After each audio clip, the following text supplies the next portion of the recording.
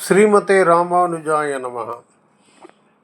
இந்த பதிவில் நாம் பார்க்க போவது ஸ்ரீரங்கத்து பிச்சைகள். என்ன தலை வித்தியாசமாக இருக்கான்னு பார்க்குறீங்களா? சில பேருக்கு பிச்சைன்னு ஸ்ரீரங்கத்தில் பேர் வைத்திருப்பார்கள். அந்த குழந்தை அந்த அந்த வீட்டுக்கு முதல் குழந்தையாக இருக்கும். இந்த குழந்தை பிறக்கிறதுக்கு முன்னாடி முதலில் பிறந்த குழந்தைகள் இறந்து இருக்கலாம், இல்லை வெறுநாள் கழித்து குழந்தை பிறந்திருக்கலாம். அதனால் இது பெருமாள் போட்ட பிச்சை இல்லை அவள் குலதெய்வம் போட்ட பிச்சை அப்படிங்கிற நினப்பில் அந்த குழந்தைக்கு பிச்சை என்று பெயர் இட்டிருப்பார்கள். அவருடைய இயற்பெயர் அது அஃபிஷியல் பெயர் வேறு ஏதாக இருக்கும், ஆனால் பிச்சைன்னு கூப்பிடுவா வாடம். எனக்கு தெரிந்த 3 பிச்சைகள். ஒரு பிச்சை என்னை விட பெரியவர்னு சொல்லலாம், பெரியவன் கூட சொல்லலாம். அவர் எலிமெண்ட்ரி ஸ்கூலில் வாத்தியாராக இருந்தார். அது எத்தனை கிளாஸுக்கு? First standard, second standard, third ஸ்டாண்டர்டுக்கு அவர் வாத்தியாராக இருக்கலாம். அவர் 8வது பாஸ் பண்ணியிருப்பார். ESSLC elementary school leaving certificate, அது 8th ஸ்டாண்டர்டில் கிடைக்கிற கவர்மெண்ட் சர்டிஃபிகேட், அதை பெற்றிருப்பார். அவர் இந்த பிச்சை ரொம்ப சாதாரணமாக இருப்பார். தான் வாத்தியார் அப்படின்லாம் இருக்க மாட்டார். விளையாட கூப்பிடுவார். வீட்டுக்கு பசங்களை கூட்டின்னு போவார். கோரத முட்டியில் அவர்கிட்ட 4-5 பேட் இருக்கும். 2 பால் வச்சுருப்பார், ஸ்டம்பெல்லாம் வச்சுருப்பார். அவரே நட்டு பசங்களை, குட்டி குட்டி பசங்க தான், டீம் பண்ணி அவளுக்கு பேட்டிங் சொல்லி கொடுப்பார், பவுலிங் சொல்லி கொடுப்பார். அவரும் விளையாடுவார். அவர் ரொம்ப நாள் அப்புறம் ஒரு தினம் அவருக்கு வலது கால் கட்ட விரலில் ஒரு கடப்பாறையினால் அவருக்கு ஒரு பெரிய அடிபட்டு விட்டது. அதை நொண்டி நொண்டி நடந்து தன்னை சரி செய்து கொண்டார். இவர்தான் முதல் பிச்சை. 2வது பிச்சை, இவன் கீழச்சித்திர வீதி, என் வயதுக்காரன். அவனுடைய பெயர் ராமன்னு ஸ்கூலில் அட்டண்டன்ஸ் ரிஜிஸ்டர்லேருந்து தான் தெரிஞ்சுட்டேன். ஆனால் நாம் எல்லாரும் அவனை பிச்சை என்றே கூப்பிடுவோம். அவன் என் வயசுக்காரன். நேஷ்னல் காலேஜில் பியூசியும் பிஎஸ்சி கெமிஸ்ட்ரியும் படித்துவிட்டு அவன் வேலைக்கு சேர்ந்து நன்றாக செட்டில் ஆனான். அவனுடைய ஒரு துரதிர்ஷ்டம் என்னவென்றால், அவன் அம்மாவை விட்டு கீழே அடைவளஞ்சானில் வேறொரு சாதி பெண்ணை கல்யாணம் பண்ணி கொண்டு விட்டார். இவன் சொல்ல மாட்டான், எங்கள் அப்பா தான் இவர்னு சொல்ல மாட்டான். அவரும் இவனை தன்னுடைய மகன் என்று நினைக்க மாட்டார் என்று தான் தோணும். அவர்களை சேர்ந்து பார்க்க முடியாது. அவர் அந்த சாதியை சார்ந்த அவராகவே மாறிவிட்டார். உண்மையாக சொல்லணும்னா அவர் கோனார் மாதிரியே இருப்பார். அவர் பசுக்களை மேய்த்தலும் பால் கறத்தலும் இந்த மாதிரி காரியங்களை பாலை விற்பனை செய்வார். இது மாதிரி காரியங்களிலே போய்விட்டார் அவர்.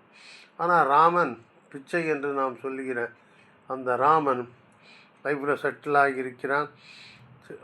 அம்மாவை பார்த்து கொண்டிருப்பான். எனக்கு தெரியாது மேற்கொண்டு என்ன நடந்தது என்று நம்புகிறேன்.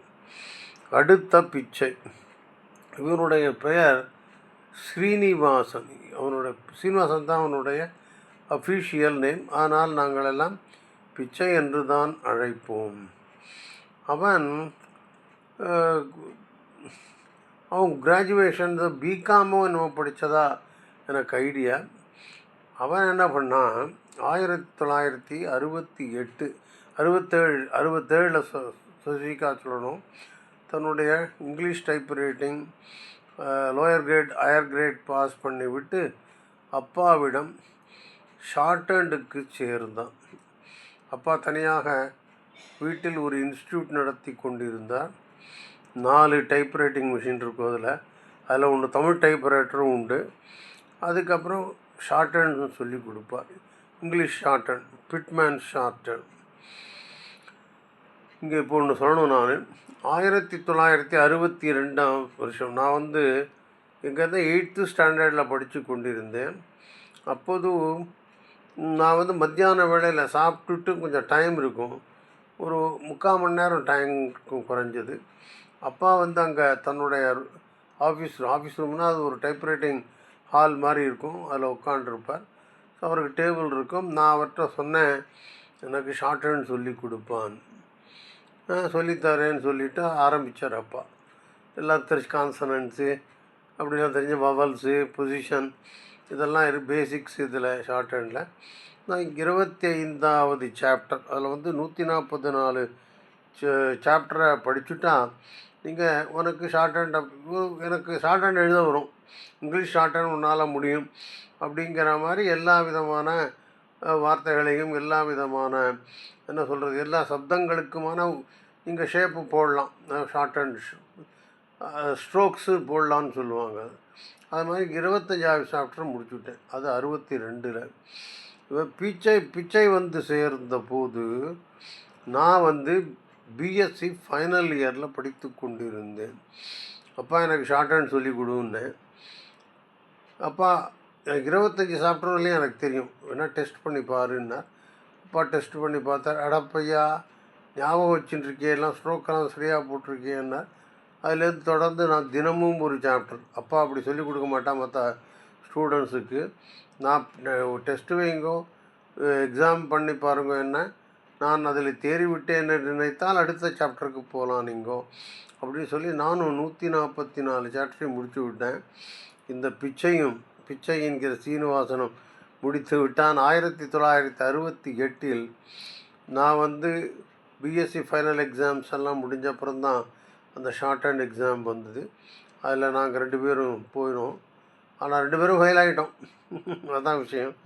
அதுக்கப்புறம் திருப்பி செப்டம்பரில் இன்னொரு தடவை வரும் பரீட்சை, அதில் அப்பேர் பண்ணி நான் shorthand lower grade pass பண்ணேன். அவனும் பாஸ் பண்ணான். இப்போ தான் பிச்சையினுடைய கதை வேறு விதமாக போய்விட்டது. அவன் தினமும் கையில் ஒரு எண்ணெய் பாட்டில் கொண்டு வருவான். அவன் சொல்லுவான், ஷார்ட் ஹேண்ட் கிளாஸை முடிச்சுட்டு நான் சக்கரத்தாழ்வார் சன்னதிக்கு எண்ணெய் விளக்கேற்றுவேன், எண்ணெய் இட்டு விளக்கேற்றுவேன், அதுக்கப்புறம் ஆற்றுக்கு போவேன்னு சொல்லுவான். அது மாதிரி பண்ணி கொண்டிருந்தான். தினமும் அவனை எண்ணெய் பாட்டிலோடு தான் பார்க்க முடியும். வரும்போதே அப்படி பிடிச்சின்னு வருவான் ஸ்பெஷலாக. சரி, அதுவே முடிஞ்சு போச்சு. பாஸ் பண்ண அப்புறம் என்ன பண்ணால், திடீரென்று ஒரு நாள் காணாமல் போய்விட்டான். அப்பாவுடைய மாத சம்பளம் முழுவதையும் எடுத்துக்கொண்டு பாம்பே போய்விட்டான் அவன். பாம்பே போய் என்ன பண்ணான்னு தெரியல, ஷார்ட் ஹேண்ட் வேலை கிடச்சிருக்குமோ என்னவோ தெரியல. அங்கேருந்து சவுதி அரேபியாவுக்கு போனதாக சொன்னார்கள். அங்கே போய் அவன் ஒரு முஸ்லீம் பெண்ணை காதலித்து கல்யாணம் பண்ணி கொண்டு முஸ்லீமாகவே ஆகிவிட்டான் அப்படின்னு. அதுக்கப்புறம் என்ன பண்ணால், அவன் அப்பா அம்மா அவனுக்கு நம்ம ஊர் பொண்ணை பார்த்து கல்யாணம் பண்ணி வைத்து விட்டார்கள். இந்த பொண்ணுக்கு என்ன ஆயிருக்குமோ தெரியாது. இதுதான் அந்த 3வது பிச்சை என்கிற சீனிவாசன்.